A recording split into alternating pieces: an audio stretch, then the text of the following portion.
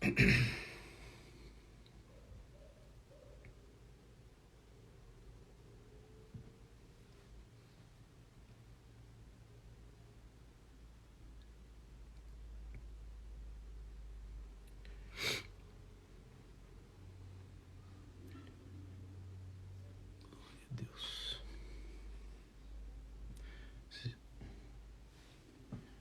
Tá me ouvindo aí? Como é que tá o som? Consegue ver? Ouvir? Tudo tranquilo?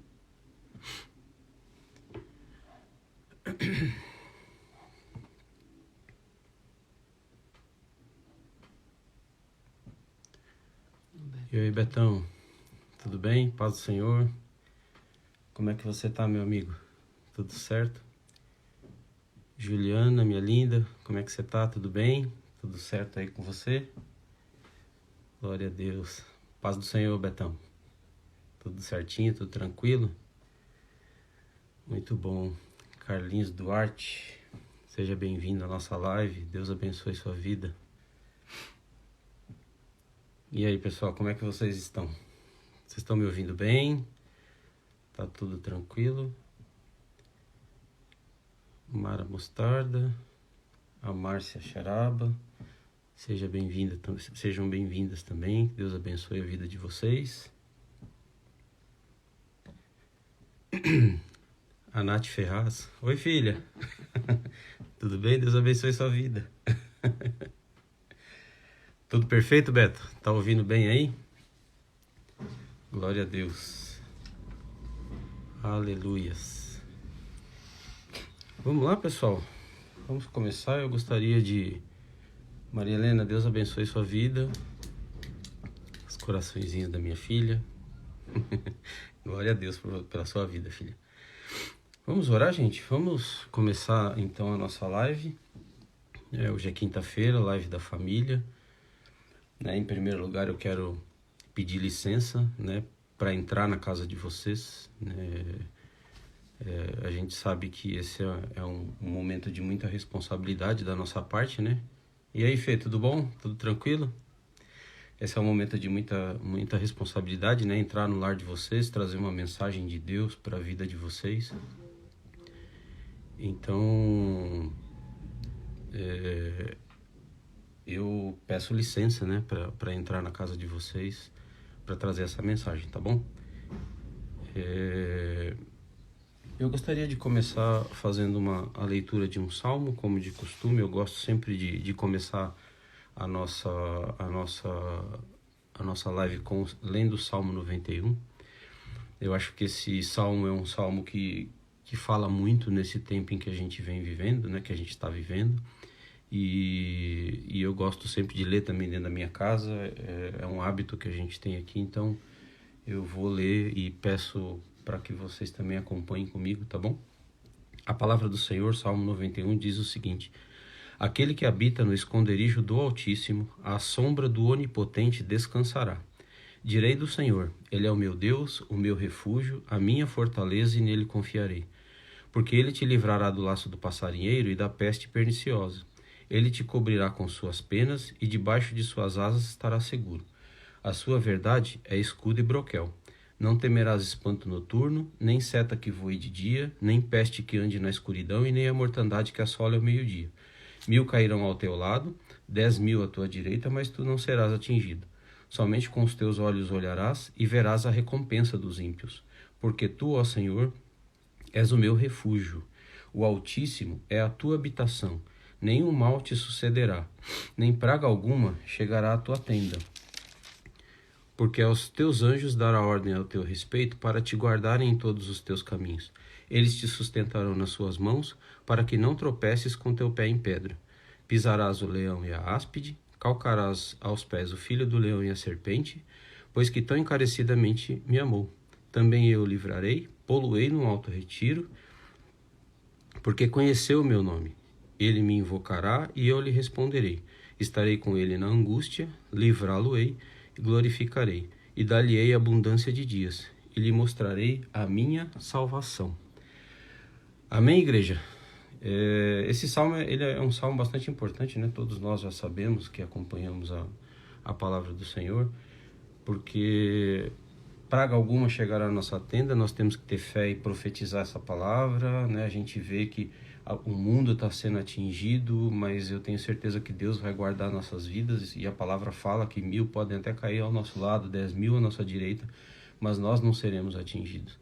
E fala que Ele, o nosso Senhor, Ele dará ordem aos teus anjos para nos guardarem nos nossos caminhos, para que nós não tropecemos com o nosso pé em pedra. Então eu profetizo isso na vida de vocês, que vocês sejam guardados pelo Senhor, que por toda malignidade do mundo ou enfermidade, que é o que nós temos passado, que isso não venha nos atingir de forma alguma, porque o Senhor nos garante isso. Então temos que orar com fé no nome de Jesus. Amém? Regiane, Deus te abençoe, paz do Senhor. A nossa irmã Lima Lica. É a Silvia. A Silvia. Silvia, tudo bem? Deus abençoe. Ô, Tiago, o tio tá te mandando um beijo no coração e dizendo que eu te amo demais, tá bom? Deus te abençoe, Deus abençoe sua vida. A Jaque entrou também, Luiz Mostarda. Paz do Senhor, pastor. Deus abençoe sua vida. Amém? Pastor que vive fazendo bullying com a gente na internet, falando que nós somos casais Bilu. Ele é o nosso pastor Bilu também. Glória a Deus. É isso aí, gente.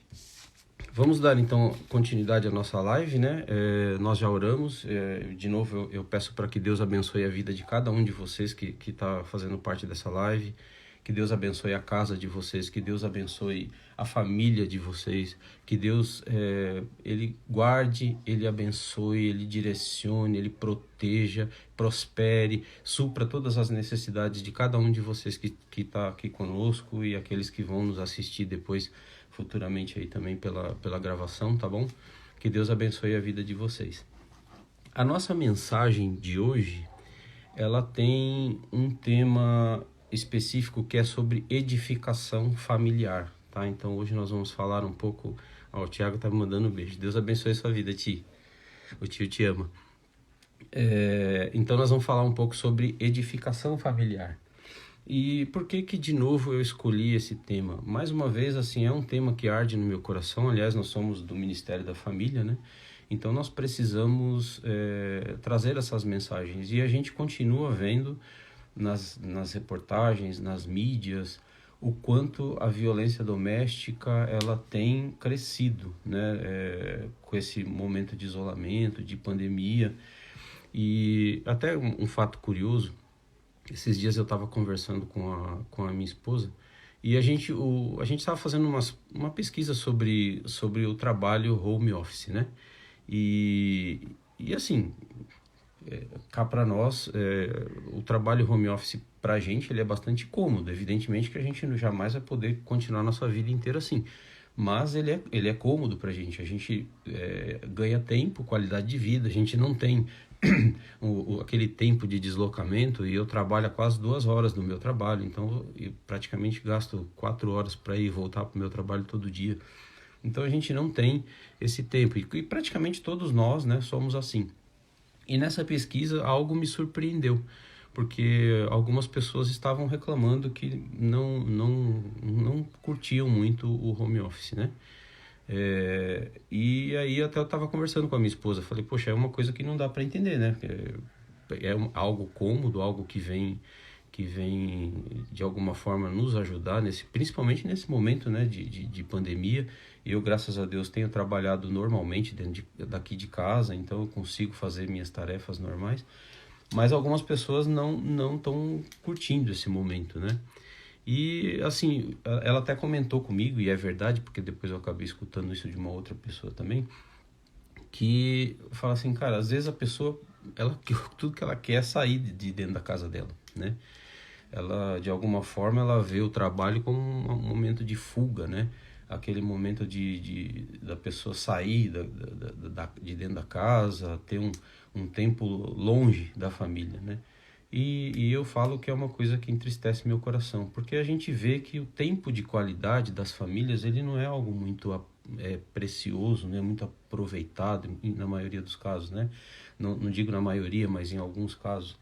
Então, essa palavra de edificação familiar, ela arde no meu coração, porque a gente precisa, de alguma forma, melhorar o nosso ambiente familiar para que a gente tenha prazer de ficar dentro da nossa casa, né? É lógico que é super importante a gente sair, eu não vejo a hora de acabar essa pandemia, mas eu sinto, de alguma forma, um prazer enorme de estar do lado da minha família, de poder almoçar com eles, de tomar café com eles. Então, é uma coisa que é bastante prazeroso para a gente, né? E a gente percebe que isso não traz prazer para todas as pessoas. Então, a gente, de alguma forma, precisa trabalhar esse tema de edificação familiar. Por isso que me veio na mente esse tema, tá? A nossa base bíblica de hoje, ela tá lá em Mateus 7:24. Vamos abrir a palavra do Senhor? Vamos dar uma lida lá. É uma palavra bastante conhecida, mas eu falo que cada dia que cada um que lê, cada um que traz a palavra do Senhor, ela manda... O que é? O Fê tá falando, manda um abraço para mim também, tio. Oi, Fê, tudo bem? O tio Fê. Eu sou o tio do Fê. Ah, tá bom. Fê, amo sua vida. Deus abençoe, viu? Vamos lá, gente. Vamos abrir a palavra do Senhor. Ela tá em Mateus, capítulo 7, a partir do versículo 24. Eu vou acender um pouco essa luz aqui para eu poder ler aqui e não gaguejar tanto, tá bom? Vamos lá. E a palavra do Senhor, o título da palavra aqui, ela fala os dois alicerces, né? E ela fala: todo aquele, pois, que escuta estas palavras e as pratica, assemelhá-lo-ei ao homem prudente, que edificou a sua casa sobre a rocha. E desceu as chuvas, e correram os rios, e assopraram os ventos, e combateram aquela casa. E ela não caiu, porque estava edificada sobre a rocha. E aquele que ouve as minhas palavras e não as cumpre, compará-lo-ei ao homem insensato, que edificou a sua casa sobre a areia. E desceu as chuvas, e correram os rios, e assopraram os ventos, e combateram contra aquela casa, e caiu. Foi grande a sua queda. Então, aqui, essa palavra, como eu disse, ela é bastante conhecida, né? Mas Deus hoje, ela vai ter uma forma especial. Cada dia que a gente traz a palavra tem uma forma especial, né? Deus, então, vai falar conosco. Eu quero orar em relação a essa palavra. Senhor, nosso Deus e nosso Pai, eu oro a Ti no nome de Jesus. A Tua palavra, Deus, nós sabemos que ela é viva e eficaz. Ela vem para edificar, ela vem para curar, ela vem para libertar, ela vem para salvar e restaurar as pessoas, Senhor. Deus, em nome de Jesus, eu de mim não tenho nada, mas eu consagro a minha vida nas Tuas mãos. E eu peço ao Senhor que a minha vida neste momento esteja sensível ao Seu Espírito, que a minha boca seja usada pelo Senhor, que saia de mim, que eu me esvazio de todo o meu eu, para que o Seu Espírito tome conta de mim, para que eu possa, Senhor, entrar na casa dos meus irmãos com muito respeito e trazer a Sua mensagem, Senhor. Humildemente te peço que o Senhor esteja comigo, para que a Sua mensagem seja passada. Peço que o Senhor já trabalhe no coração de cada um dos meus irmãos para receber a Tua palavra, para que a Tua palavra venha trazer a edificação na vida de cada um deles e fale com cada um deles de forma individual, Senhor. Em nome de Jesus é o que eu te peço. E obrigado e amém. Amém? Glória a Deus. Então vamos continuar. Eu pesquisei a gente está falando aqui sobre edificação e eu pesquisei no dicionário, e edificar é uma coisa bastante óbvia, né? Ela fala sobre construir ou sobre erguer algo. Então, o que nós estamos falando aqui, a gente está falando de edificação familiar, é construir uma família, edificar, erguer, né? Essa parte erguer tocou bastante no meu coração. Erguer a nossa família. Então, nós precisamos ter isso no nosso coração. E normalmente, quando a gente procura, né, essa palavra, ela está sempre voltada para a construção civil, né? Está sempre falando algo voltado para a construção de casas e coisa do tipo. Mas a Bíblia, ela nos ensina sempre através de parábolas, né? A própria reconstrução dos muros, né, que o Paulo está abordando no tema dos estudos bíblicos e tal, ela é uma simbologia da reconstrução da igreja, da reconstrução das nossas famílias, né? Então ela traz essa simbologia. Assim como essa própria palavra mesmo, ela está falando lá sobre a edificação da casa, mas de alguma forma ela está falando da nossa casa espiritual, ela está falando da nossa família, ela está falando pastora Ademir, Deus abençoe sua vida. Ela está falando da nossa vida, né? Não de uma casa material, mas ela fala também da nossa casa espiritual, não só a nossa, mas da nossa família, da nossa igreja, enfim, ela traz para todos os sentidos, para aquele sentido pela qual a gente mais precisa ouvir. Paz do Senhor, Rose, Deus abençoe sua vida. Então, hoje a gente vai trazer esse contexto dessa palavra para uma edificação familiar, tá bom? Vamos lá. E Jesus, lá na palavra, ele começa dizendo: e todo aquele que escuta e as minhas palavras e as pratica, né? Então, Jesus está deixando bem claro, a Denise está pedindo para a gente levantar uma oração e um clamor pelo pai dela. Depois, no final, a gente vai fazer isso, mas já vamos intercedendo em oração pelo pai da Denise, tá bom? O seu Hélio. Então, assim, ele começa dizendo: todo aquele que escuta e as pratica, né? Então, o que acontece? Nós, muitas vezes, ou não escutamos, né? Quantas vezes eu já fui assim, antes da minha conversão principalmente, as pessoas tentavam me falar alguma coisa sobre Deus, sobre Jesus, mas a gente não quer ouvir, né? A gente tapa os nossos ouvidos, né? Paz do Senhor, Paulo, Deus abençoe sua vida. E muitas vezes a gente escuta a palavra do Senhor, mas a gente também não pratica, ou seja, o efeito dela pra gente, na nossa vida, ela é praticamente nulo, porque a gente de alguma forma acaba escutando a palavra, mas a gente também não pratica. Então, seja a gente não escutando ou escutando e não praticando, ela acaba não tendo o efeito que Deus quer que ela tenha nas nossas vidas, tá bom? E a palavra fala ali sobre as sementes, né? A gente, quando a gente fala sobre a plantação da semente, e a palavra ela é uma semente no nosso coração, e ela fala sempre, né? É um versículo que eu gosto bastante, que fala como que é o nosso coração, né? Como que é a semente que é plantada no nosso coração, qual é a nossa reação em relação a isso? Como que é o solo do nosso coração? Então a gente precisa trabalhar bastante o solo, né, o nosso coração representando o solo, para que a palavra do Senhor tenha o fruto que o Senhor quer que ela tenha. Amém? Porque nós podemos ter o nosso coração representado aqui como solo espinhoso, como solo rochoso, ou aquele solo fértil, né, que a palavra entra e de alguma forma ela vai produzir aquilo que Deus quer. E a palavra inclusive diz que ela produz, né? Ela reproduz a 30, 60 ou a 100 por um. Então, o primeiro passo aqui é como a gente tem que cuidar do nosso coração, que é o nosso solo, para a gente ouvir a palavra do Senhor, amém? E essa palavra, ela trazendo, né, para o contexto familiar, que eu acho que esse é o ponto central da mensagem, a gente precisa olhar aqui e dizer o seguinte: se eu estou falando de uma reconstrução ou de uma edificação familiar, eu acho que a primeira, né, vamos dizer o seguinte: eu preciso responder duas grandes perguntas, né? Duas principais perguntas para a gente poder entender as coisas. A primeira pergunta é: qual é o meu objetivo, né? Você já se perguntou qual é o seu objetivo em relação à sua família, em relação ao seu relacionamento familiar?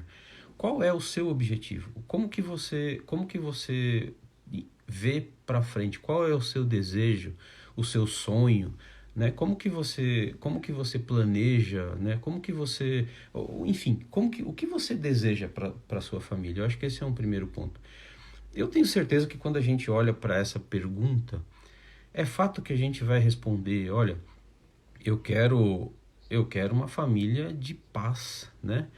Eu quero uma casa de paz. Eu quero que a minha casa tenha paz. Eu quero que a minha família tenha paz. Eu quero que essa casa seja um ambiente de paz. Então, é evidente que, acredito eu, que 99% das pessoas, elas vão responder que nós queremos um ambiente de paz. A gente quer uma família feliz, fundamentada na rocha, como diz a palavra do Senhor, né? Então, mas assim, essa é a primeira pergunta importante que a gente precisa fazer, porque se você não tem isso como objetivo, dificilmente você vai conseguir produzir algum efeito em relação a situações que você vai viver, certo? Então, e a segunda grande pergunta é: como está o seu relacionamento familiar? Você já parou para se perguntar como está o seu relacionamento familiar? Como é a tua relação com a sua esposa? Como é a tua relação com os seus filhos? Como é a tua relação com seu pai? Como é a tua relação com seus irmãos? Como é a tua relação? Quais os seus relacionamentos familiares? Como que eles estão, né? E aí é fato que você vai encontrar 3 respostas, né? Ou você vai dizer está ruim, em ruínas, ou você vai dizer, olha, meu relacionamento tá bom, tem coisas para melhorar, mas tá bom.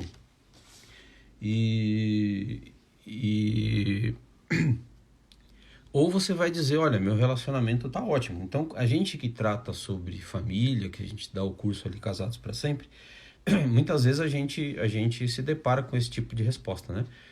Normalmente essas 3, ou elas ficam intermediárias entre uma e outra, mas ou o relacionamento tá ruim, ou ele tá bom e precisa melhorar de alguma forma, ou o relacionamento tá muito bom.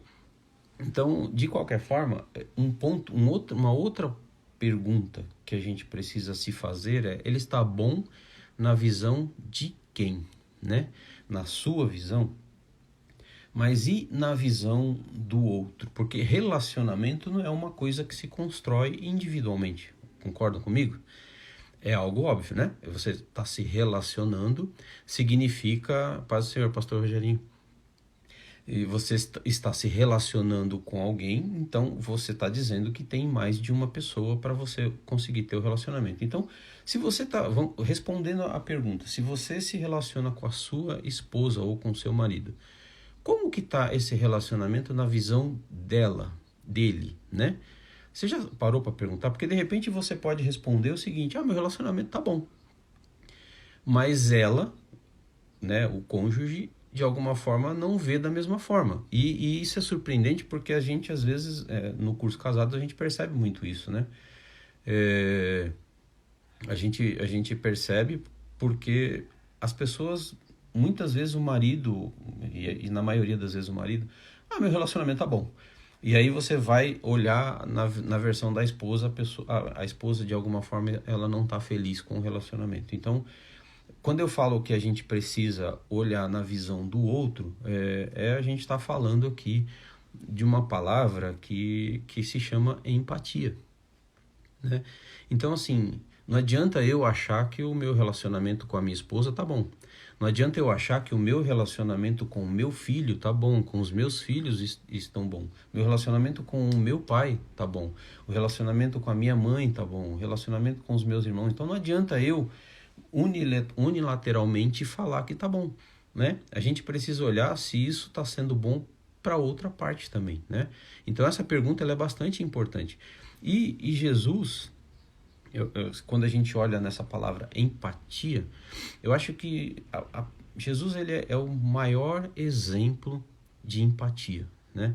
E eu quero ler com vocês a palavra do Senhor lá em Filipenses 2, 3 a 8. Eu só vou pedir um minutinho para vocês aqui que...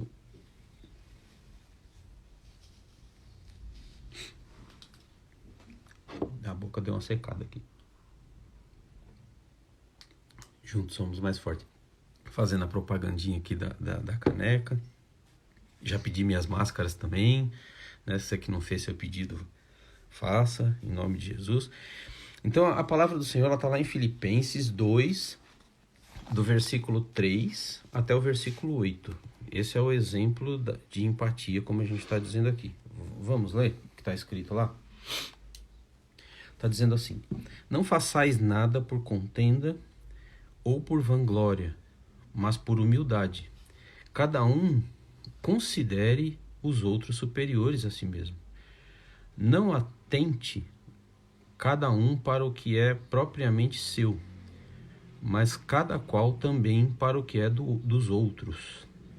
De sorte que haja entre vós o mesmo sentimento que houve também em Cristo Jesus, que sendo em forma de Deus, não teve como usurpação ser igual a Deus, mas aniquilou-se a si mesmo, tomando a forma de servo, fazendo-se semelhante aos homens, e achado na forma de homem, humilhou-se a si mesmo, sendo obediente até a morte, e morte de cruz. Então, a palavra do Senhor, ela fala aqui, né, que Jesus Cristo, sendo Deus, não teve por usurpação ser igual a Deus. Então, olha que tremendo isso. Ele se colocou na condição de homem. Eu entendo, né, algo que Deus revelou ao meu coração, assim, se Deus não tivesse tomado a forma, se Jesus não tivesse tomado a forma humana, talvez ele não ganharia a nossa, como é que eu posso dizer, a nossa devoção, né, nosso amor. Mas ele, sendo Deus, ele se colocou como homem para sofrer as dores e as tentações e as perseguições que nós sofremos aqui. Então, isso é uma forma de empatia, né? E ele, sendo Deus, ele fez questão de ser homem, de viver como um homem aqui na Terra, né? E nós, né, temos que ser, como diz a palavra, temos que ser exemplo, seguir o exemplo de Cristo, né? Ter o mesmo sentimento, né, considerando os outros superiores a nós mesmos, acho que esse é um ponto, né, e valorizando mais o outro do que a gente mesmo, né? Então, trazendo isso para nossa palavra, aqui a gente tem que dizer o seguinte: seguindo esse versículo bíblico aqui, eu tenho que considerar, se eu estou falando de um relacionamento com a minha esposa, os valores da minha esposa, eles têm que ser mais importantes do que o meu. Os valores dos meus filhos têm que ser mais importantes do que o meu. Os valores dos meus pais têm que ser mais importantes do que o meu. Então, a gente tem que, de alguma forma, se aniquilar. Denise, Deus abençoe sua vida, te fortaleça, te guarde, abençoe lá seu pai. A gente vai orar por ele no final aqui, tá bom? Mas nós estamos em constante intercessão aqui. Eu tenho fé em Deus que vai dar tudo certo no nome de Jesus, tá bom? Deus abençoe sua vida, Deus abençoe seu pai lá, tá bom? Então, o que a gente vê é exatamente isso, né? A gente precisa valorizar mais o outro do que a nós mesmos, né? Que é o que diz a própria palavra do Senhor. E eu acredito muito nisso, né? Às vezes as pessoas perguntam pra gente, né? Mas qual é o segredo, né? A gente fez agora na última quarta-feira, até agradeço o Rogerinho que orou por mim na live, e pelo Paulo também, né? Que o Paulo fez 26 anos de casado, eu fiz 20 anos de casado com a Rei aqui. E assim, às vezes as pessoas nos perguntam, né? Como que é ter um relacionamento duradouro e saudável, né? Porque o meu relacionamento com a Rê, ele não é só duradouro, né? Porque uma coisa é durar, outra coisa é ele durar com qualidade. Então, o nosso relacionamento dura com qualidade. E a gente passa a se amar a cada dia mais. Eu, pelo menos, amo mais. Eu falo que eu hoje amo a Regiane mais do que amava quando a gente era adolescente, quando a gente namorava. Então, é um amor mais maduro, um amor mais sênior, né? Uma coisa mais consistente. Então, eu tenho plena convicção de que o meu amor a cada dia por ela cresce. Mas eu tenho certeza que uma coisa que alimenta isso, que é o que as pessoas às vezes perguntam, como ter um casamento duradouro, eu acho que o ponto principal aqui é essa palavra empatia. É você olhar para outra pessoa como ela sendo mais importante do que você. Porque muitas vezes, gente, a nossa natureza humana, ela nos leva a ser egoísta, né? A gente quer as coisas do nosso jeito, a gente quer as coisas que nos agradam, a gente quer as coisas que fazem bem pra gente, e muitas vezes a gente provoca até dor na outra pessoa por conta do nosso desejo, né? Por conta de uma vontade que a gente tem. Então, quando a gente exercita a empatia, quando a gente se coloca no lugar da outra pessoa e a gente valoriza mais as coisas dela, né, os valores daquela pessoa do que os nossos próprios, eu acho que a gente já começa a dar um grande passo em relação a ter um relacionamento duradouro, tá? Evidentemente que a gente está falando isso e de uma forma extremamente consciente, tá, gente? Uma forma, não é aquela coisa exacerbada, louca, inconsequente. Não, eu estou falando de valorizar as coisas dela, evidentemente que os valores dela também tem que estar pautado numa coisa construtiva, né? Então, a gente precisa ter bastante discernimento, pé no chão aqui, para a gente valorizar coisas que são de fato importantes para as nossas vidas. Mas eu sempre procuro olhar o que tem valor para a Regiane, o que tem valor para o Vinícius, o que tem valor para a Natália, né, o que tem valor para meu pai, para minha mãe. Então, eu procuro olhar para isso para a gente conseguir ter um relacionamento duradouro. E Deus tem me dado, eu falo que eu não era assim, gente. Eu tive uma natureza muito egoísta. Eu fiz muita coisa que eu não tenho orgulho, sabe? De ser o que eu fui no passado. Mas de tanto ouvir a palavra do Senhor, de tanto receber os aconselhamentos que a gente recebe, os ensinamentos da palavra, que é aquilo que eu falei, a gente prepara o nosso coração, a gente recebe a palavra e deixa a palavra frutificar, a gente vai se transformando. E eu fui me transformando ao longo do tempo. Eu não sou perfeito, sei que a gente tem muito defeito ainda. A gente tem muita coisa, tem um caminho muito longo para perseguir aqui. Mas eu olho para trás, né? E eu tenho certeza que a Regiane também, porque a gente conversa, o quanto eu melhorei como marido, como esposo, né? Como pai, como filho, né? Então a gente começa a olhar para trás e ver o quanto isso tem trazido para a gente, de alguma forma, uma melhora. Eu acho que é isso que a gente tem que buscar, ser melhor a cada dia, né? Para que a gente tenha algo duradouro. Então, a empatia, ela é algo que de fato tem que ser bastante praticada para que a gente tenha um relacionamento duradouro, tá? E aí eu trago, gente, alguns passos, né? Até eu falo que a gente aconselha casais e às vezes ministra o curso e tal, e a gente consegue verificar exatamente essa palavra do Senhor da semente, né? Tem pessoas que a gente aconselha e tem pessoas e dessas pessoas existem grupos também, né? Existe aquele grupo de pessoas que a gente aconselha que ela escuta o que você fala, ela te vê como uma referência, ela enxerga os valores da palavra do Senhor, né? Ela enxerga que aquilo é o caminho de fato que precisa ser percorrido, ela muda, ela abre o coração dela e deixa a palavra produzir o efeito que ela precisa produzir, né? Então a pessoa se abre para aquilo, ela se permite ser tratada. Então tem esse grupo de pessoas. E tem aquele grupo de pessoas que você fala, a gente vê que a pessoa se empolga na hora, ela recebe aquela palavra, fica toda empolgada, eu vou fazer isso, eu vou fazer aquilo, às vezes até procura a gente no particular e fala, isso, eu vou fazer assim, vou fazer assado, mas logo você percebe que a pessoa não persevera, ela de alguma forma deixa com que o tempo e as coisas do mundo acabem sufocando, como diz a própria palavra, né?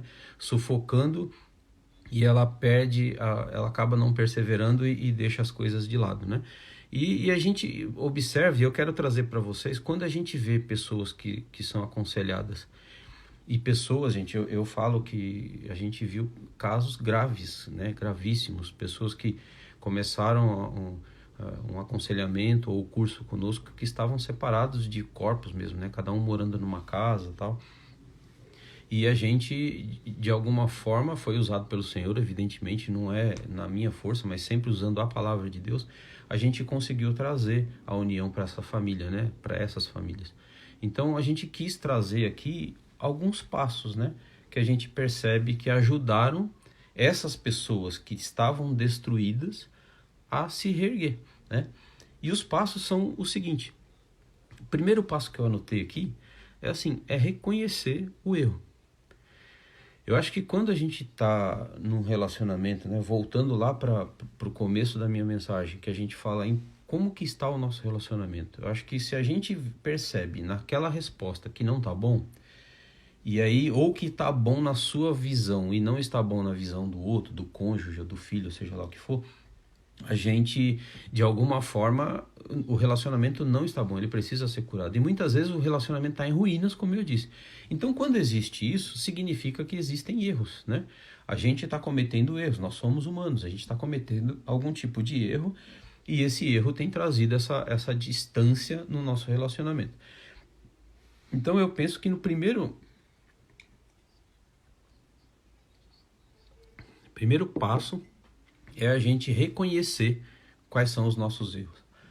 E a gente reconhecer por conta própria, porque muitas vezes a gente sabe quais são os nossos erros e muitas vezes a gente precisa chamar o nosso cônjuge, chamar o nosso filho e perguntar como que ele tem percebido. Tá tudo bem? A gente precisa... Tem alguma coisa que eu estou fazendo que não tá legal?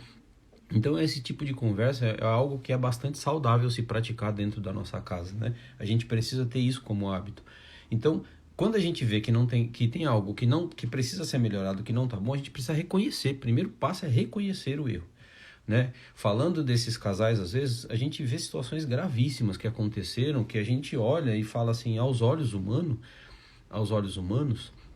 essa família, aos olhos humanos, não tem recuperação, né? Mas quando a gente olha o trabalhar de Deus, a palavra de Deus, a gente percebe que Deus restaura sim aquela família, por pior que esteja a ruína do casamento, do relacionamento, né? Então, essas pessoas que estavam em ruínas, o primeiro passo foi reconhecer que tinha alguma coisa errada. O segundo passo seria o arrependimento genuíno, tá? Se a gente sabe que a gente está fazendo alguma coisa errada, existe algo errado no nosso casamento, existe algo errado no nosso relacionamento com o filho, acho que o segundo principal passo é o arrependimento. Eu preciso me arrepender genuinamente daquilo que eu estou fazendo que não está trazendo bênção para o meu casamento ou para o meu relacionamento com meus filhos ou com meu pai, ou seja lá com qual relacionamento seja que a gente está falando aqui, tá? O terceiro e grande passo é o pedido de perdão. Se você viu que existe um reconhecimento do erro, errei, um arrependimento genuíno, né? Se você entende que de fato você errou, que você está trazendo dor para aquela pessoa com qual você está se relacionando, de alguma forma você precisa pedir perdão. Acho que esse é um primeiro passo. E é um passo de muita humildade, gente. Para pedir perdão não é uma coisa simples, mas o Senhor Jesus, Ele nos ensina a fazer isso. Muitas vezes a gente não tem a capacidade, por conta própria, de pedir perdão por uma determinada situação, mas quando a gente de fato abre o nosso coração para Deus, a gente pede direção de Deus para fazer, para a gente realmente querer dar esse passo de perdão, Ele vai abrindo os caminhos e até as situações para que a gente peça esse tipo de perdão, seja lá para quem for, seja para o nosso cônjuge, para o filho, para o pai, enfim, né? E a palavra de Deus lá em Mateus 18:22, ela fala, né, que nós precisamos pedir perdão e nós precisamos perdoar, né? 70 vezes 7. Então, se a gente quer de fato ter um relacionamento duradouro, a gente precisa pedir perdão. E a gente precisa também, quando alguém nos pede perdão, quando a outra parte do relacionamento pede perdão pra gente, nós precisamos de alguma forma também perdoar, né? Precisamos ter um coração perdoador. A gente não pode reter o perdão, precisamos seguir em frente. O quarto passo seria recomeçar. Então, reconheci que eu tenho um erro, me arrependi, pedi perdão. O quarto passo seria a gente começar a caminhar. O que a gente percebe, e aí é onde muitas pessoas às vezes param, né, pelo caminho, é exatamente isso. A pessoa vai, ela entende que errou, ela se arrepende, ela pede perdão, mas aí a construção desse processo ela é duradoura, ela é longa, ela não é, esse caminho da reconstrução, ele é longo. E até trazendo um paralelo aí com o estudo bíblico do Paulo, em algum momento lá eles comentaram, né, que quando Neemias recebeu a notícia, foi reconstruir a cidade e tal, ele percorreu um longo caminho, né, para chegar até a cidade, até a muralha que precisava ser reconstruída, né? E inclusive o rei teve que dar as cartas de autorização para ele poder passar pelas províncias lá e não ser atacado ou coisa do tipo. Então, acredito eu que esse trajeto de Neemias, ele não foi nada simples, ele foi algo penoso, né? Algo que exigiu de alguma forma um esforço, né, não só de Neemias, mas de todo o povo que estava atravessando com ele ali aquele caminho. Então muitas pessoas param por aí, né? Pedir assim, como se fosse eu pedir perdão, eu já reconheci, já pedi perdão, então tá tudo certo. Então às vezes você provoca no relacionamento uma dor grande, e você acha que o fato de você pedir perdão já é o suficiente, que a vida continua normalmente. E as coisas não são assim. O caminho é longo. Então a gente precisa trabalhar na reconstrução todos os dias. E todos os dias é algo constante, não é aquela coisa, eu faço hoje, não faço amanhã. Não, a gente precisa todos os dias trabalhar na reconstrução do nosso relacionamento. Muitas vezes, nessas horas, nós precisamos de ajuda. Algumas pessoas precisam de ajuda espiritual, né? E aí você precisa sim se aconselhar com pessoas de Deus para ter esse passo da reconstrução. Não dá para ficar falando com qualquer pessoa isso, né? A gente precisa ter muita sabedoria de falar com pessoas orientadas por Deus, para a gente poder abrir o nosso coração e receber dessas pessoas uma orientação. E muitas vezes, a gente precisa de uma ajuda de profissional mesmo, né? Eu já vi casos aqui que o casal fazia o tratamento espiritual conosco na igreja, né? Mas também ela tinha um processo de um psicólogo que estava ajudando, tal. Então foi muito legal essas duas coisas. E que também existem várias linhas dos profissionais da área de psicologia que também seja um profissional voltado para Deus, né? Que tem esse pensamento em Deus, né? Para que ele tenha uma linha também que converse bastante com aquilo que você tem como objetivo, tá bom? E aí, gente, a gente precisa planejar. Vamos supor, eu sei, eu tenho que trabalhar, eu vou planejar esse caminho, porque eu sei que ele é longo, né? Eu sei que ele não é uma coisa que vai acontecer da noite para o dia, então eu preciso planejar, né? E quando vierem coisas boas, legal, muito bom. E quando vierem coisas ruins no caminho, como que a gente tem que estar preparado para a gente também receber as más notícias? Porque, como eu disse, se a gente provocou algum tipo de dor num relacionamento, pedimos perdão, tudo, vai ter dias, acredito eu, que aqui o nosso cônjuge ou o nosso filho, seja com quem a gente teve a dificuldade de se relacionar, que vai relembrar aquelas coisas, né? E não vai ficar tão bem quanto ela estava ontem, né? Aquilo veio à memória, alguma coisa fez lembrar. Então a gente precisa ter paciência, né? Para entender que mesmo tendo feito todo o processo, a gente precisa perseverar no dia mau, né? E a própria palavra nos fala, né? Para a gente se revestir das armaduras de Deus, para a gente possa resistir no dia mau, tá bom? Um outro ponto aqui é os alicerces, né? Quando a gente fala de reconstrução de alguma coisa e levando para a construção civil, a primeira coisa que a gente precisa pensar é no alicerce da construção, né? E esse alicerce é você, né? Sou eu. Então, num processo de reconstrução, eu sou o alicerce. Eu preciso estar convicto, seguro, firme, né? Firme em Deus, de que é aquilo que eu quero. Por mais difícil que seja reconstruir, eu disse qual era o meu objetivo lá atrás, lembra? Meu objetivo é ter um lar de paz, uma família de paz. Então, se o meu objetivo é ter uma família de paz, eu sei que o processo é longo, mas eu sei que eu vou chegar lá. Eu tenho que ter fé que eu vou chegar lá na frente, que eu vou ter minha família de paz. Só que para isso eu preciso, de alguma forma, me preparar para isso. Me preparar para o dia bom e me preparar para o dia mau. E como eu faço isso? Eu preciso buscar a ajuda de Deus todos os dias. Eu preciso buscar a firmeza de Deus. Eu preciso buscar a minha fé em Deus, para que Ele me ajude a passar por esse processo, né? E compreenda a dor do outro também. Nós precisamos de determinação e perseverança. Esse é o 7º passo. Então, muita coisa, como eu disse, muitas pessoas param nesse processo, elas desistem, né?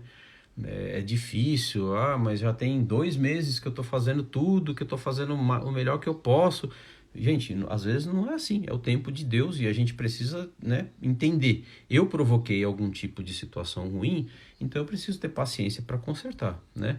Eu falo que a nossa vida, o nosso relacionamento é como se fosse um castelo de areia. Então, a gente demora um tempo para construir, mas se a gente der um sopro, um tropeção ali, ele desmorona inteiro. E aí, para reconstruir, a gente precisa gastar toda aquela energia de novo em relação para fazer esse processo de reconstrução, tá? E nessa meio de caminho, enquanto você está trabalhando pela reconstrução do relacionamento, vão aparecer pessoas como apareceu lá na reconstrução dos muros de Neemias, né? Que é o caso de Sanbalat e Tobias, que passaram a zombar daquele povo que estava reconstruindo os muros, né? Então, assim acontece também, e eu via isso, tá, gente? Quando a gente às vezes dá aula no curso Casados para Sempre, quando alguém comentava, eu tô fazendo curso Casados para Sempre, às vezes as pessoas comentam, nossa, mas isso é uma idiotice, isso aqui é uma coisa que não funciona. Então as pessoas começam a debochar daquele processo da reconstrução. E tudo que Satanás quer é colocar pessoas no teu caminho para fazer você desistir da reconstrução. Isso você não tenha dúvida. Então, assim como Sanbalat e Tobias foi colocado no caminho de Neemias para zombar dele, para que, com o objetivo de fazer ele parar e desistir da ideia de reconstruir, também você pode ter certeza que o inimigo vai trabalhar para colocar pessoas para zombar de você, do processo de reconstrução, para fazer você desistir. Então, nós precisamos entender isso.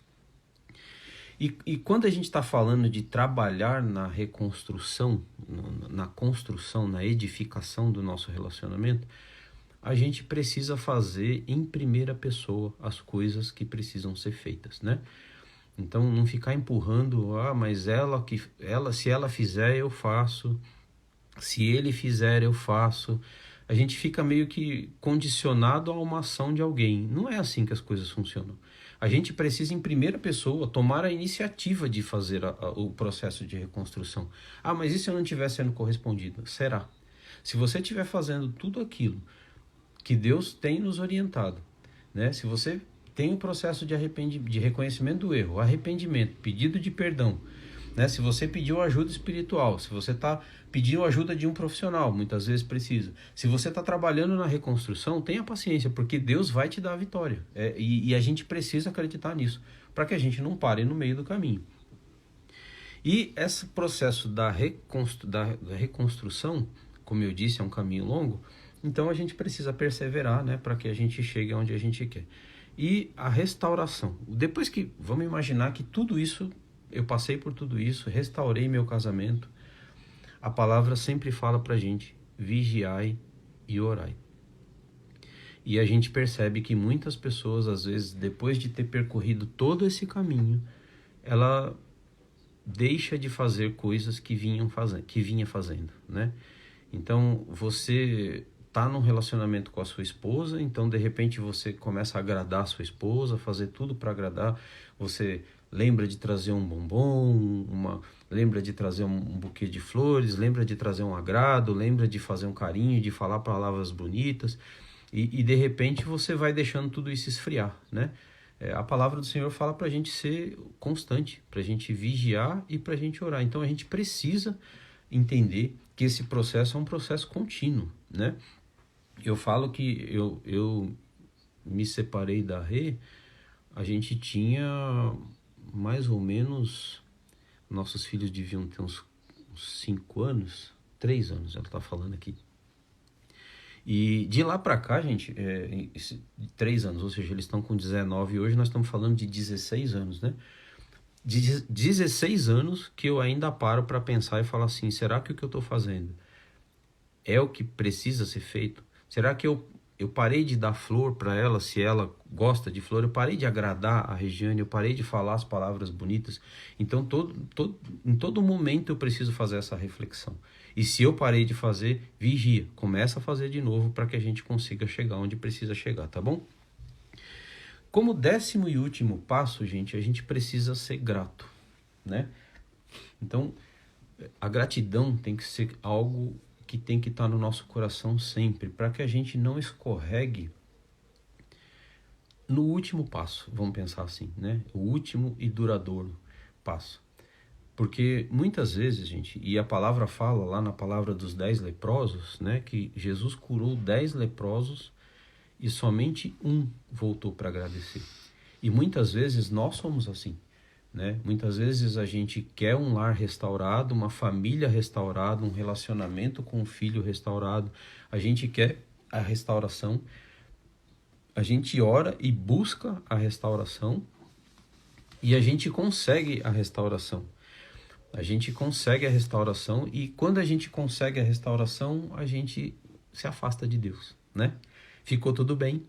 Aquilo que apertava o meu calo não aperta mais, né? Eu tinha um problema, resolvi, então é como se eu não precisasse mais de Deus. Então eu não preciso mais seguir a Deus, eu não preciso mais ouvir a palavra de Deus, eu não preciso mais ter a comunhão da igreja. Então a pessoa começa a se afastar, começa a se esfriar. E aí Deus fala, né, sobre os 10 leprosos. E se for olhar, né, estatisticamente, nós estamos dizendo que 90% das pessoas são ingratas, né? E eu falo que não é muito diferente disso, não. A gente observa. A gente vê, às vezes, um casamento restaurado através do curso ou do aconselhamento. A pessoa estava caminhando bem e, de repente, ela se afasta da igreja. E aí a gente começa a ver a queda. E eu falo, não é um castigo. Deus não está castigando as pessoas. Mas a pessoa começa a dar os passos para trás. Ela começa a voltar a fazer coisas que ela não fazia. E ela começa a voltar para o passo que era lá antes de todo o processo da reconstrução. E aí é onde começa a queda de novo. E quando você vai olhar, é uma questão de tempo. A hora que a pessoa se afasta da presença de Deus, depois dela ter conseguido uma bênção, não é castigo, eu já estou falando. Deus Deus é tremendo, Deus ele é misericordioso. Mas o fato de você sair debaixo da cobertura do Senhor, a gente sofre muitos ataques, né? E a gente fica despreparado, né? A gente perde a cobertura do Senhor e a gente fica vulnerável aos ataques. Então isso acontece o tempo todo e as pessoas precisam entender que se foi Deus que restaurou, Deus tem que estar no centro de tudo. Deus tem que estar no centro da nossa gratidão, né? E às vezes gratidão pelas pessoas também, né? Eu sempre digo que sempre fui grato ao pastor Luiz, que naquele processo meu de separação com a Regiane, como eu disse, há 16 anos atrás, 15 anos atrás, eu recebi o aconselhamento do pastor Luiz. E foi um aconselhamento extremamente sábio, né? E até hoje eu lembro disso, e até hoje nas minhas ministrações, ou toda vez que eu estou falando com algum casal, eu lembro dessas palavras do pastor Luiz, sabe? Então eu penso que nós precisamos ser gratos às pessoas que nos ajudaram a reerguer a nossa base, né? O nosso relacionamento. Então precisamos ser gratos. Nós não podemos nos afastar de Deus. Nós precisamos ser gratos a Deus. E nós precisamos ser gratos às pessoas que nos ajudaram naquele processo. Eu acho que isso é um princípio que a gente jamais pode deixar esquecer. Então, gente, falando dos passos, só relembrando aqui, tá? O primeiro passo é reconhecer... A Rê tá falando aqui que faltam 7 minutos, mas vai dar tempo, fique em paz, tá tudo sob controle. É a produção, como diz o Paulo Jacob, né? A produção tá aqui do meu lado falando que faltam 7 minutos. Tá? Graças a Deus tá tudo sob controle. Então, os passos que eu disse. Primeiro, para a reconstrução de um relacionamento, tá, gente? Seja com o pai, com o filho, com um cônjuge, seja com quem for. Reconhecer os erros. A gente precisa reconhecer os erros, exercendo a empatia, tá? Olhando o erro na visão do outro também, não só na nossa visão. O segundo passo é o arrependimento genuíno dos nossos erros. Terceiro passo, pedido de perdão. Precisamos pedir perdão. Quarto passo é começar a reconstrução. E muitas vezes a gente precisa de uma ajuda espiritual. E eu me coloco à disposição. O pastor Rogerinho está sempre à disposição. Os outros pastores também estão sempre à disposição. Eu me coloco à disposição de vocês para ser esse apoio espiritual, porque nós precisamos disso muitas vezes. Muitas vezes nós precisamos de uma ajuda profissional, né? A gente precisa planejar o caminho, porque esse caminho de reconstrução ele não é uma coisa curta, ele é longa, então a gente precisa cuidar do alicerce da reconstrução que somos nós, é a nossa fé, o nosso relacionamento com Deus Pai. A gente precisa de determinação e perseverança para não parar no meio do caminho. A gente precisa trabalhar em primeira pessoa na reconstrução. A gente precisa ser o protagonista da reconstrução. A gente precisa ser vigilante na restauração, depois de restaurado, a gente continuar sendo vigilante, todos os dias olhar, será que eu estou fazendo o que eu preciso fazer? Enfim, né? Como eu já falei. E o 10º e último passo, a gente precisa ser grato a Deus pela reconstrução e ser grato às pessoas que nos ajudaram a reconstruir. Amém? E para finalizar nossa mensagem, na sequência eu já quero orar com vocês, lá na mesma mensagem que eu li, né, que é de Mateus 7, eu quero ler só o versículo 25, tá? E fala: E desceu a chuva, e correram os rios, e assopraram os ventos, e combateram aquela casa, e não caiu, porque estava edificada sobre a rocha. Então, se você seguir, ouvir as palavras do Senhor, como foi dito, né? Pois todo aquele que escuta as minhas palavras e pratica, terá sua casa edificada sobre a rocha. Então, se você tem sua casa edificada sobre a rocha, ela não vai cair. Vão soprar, os ventos vão soprar, eles vão continuar soprando. Os rios vão correr e vão combater naquela casa, né? As chuvas, elas vão cair, elas vão continuar caindo. Nós não vamos ficar livres do vento, da chuva, do rio, da correnteza. Tudo isso vai combater contra a nossa reconstrução. Mas se a nossa casa vai estar fundamentada na rocha, sabe? Quando a gente segue aqueles passos. E no nome de Jesus, a gente não vai cair. Nossa casa não cai, se a gente estiver fundamentado. Amém? Eu quero orar por vocês, no nome de Jesus. Eu quero orar por essa palavra, para que ela, por mais humilde que ela tenha sido, é uma palavra simples, mas é uma palavra de coração, é uma palavra que eu quero fazer com que você reflita, para que você reconstrua o teu relacionamento, para que você viva bem dentro da sua casa, com a sua esposa, com o seu filho, com o seu pai, com o seu irmão, para que você tenha um relacionamento bom, para que você tenha prazer de ficar dentro da sua casa, sabe? Num momento como esse é muito importante, tá bom? Então nós vamos orar no nome de Jesus. Pai, eu oro em nome de Jesus pela Tua palavra. Senhor, eu peço em nome de Jesus que a Tua palavra, ela seja uma semente, Senhor. E essa semente encontre no coração dos meus irmãos um coração fértil, um terreno fértil, Senhor. Para que essa palavra, essa semente que foi plantada no coração deles, é uma humilde palavra, Senhor, mas ela será regada pelo Espírito Santo de Deus e ela produzirá, Senhor, o fruto da reconstrução, o fruto da reconciliação, o fruto do amor familiar, que é o que nós precisamos ter no nosso lar, Senhor. Eu te peço no nome de Jesus, se há algum impedimento, se há alguma barreira, se há algum demônio, algo que tem travado, que tem paralisado o perdão, que tem travado a reconstrução, a reconciliação, nós damos uma ordem que saia dessa família no nome de Jesus. Senhor, essa família pertence a Cristo. Em nome de Jesus, que todos os relacionamentos eles sejam restaurados, que eles venham produzir frutos e esses frutos eles permaneçam para sempre, Senhor. É o que nós te pedimos em nome de Jesus.